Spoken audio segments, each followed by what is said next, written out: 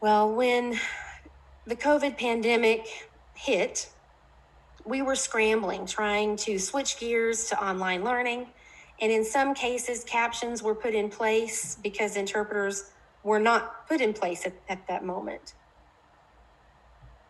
Again, though, we want to go back to the importance of discussing with the student what their preferences are, what works best for them.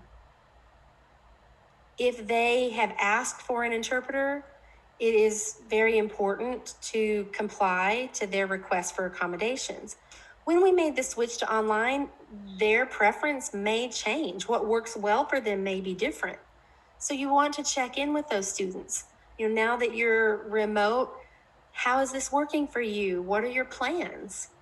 So accommodations will change as the student's environment changes from remote to on campus or as their classes change. So that COVID impact has really stressed to us the importance of pre-planning and checking in.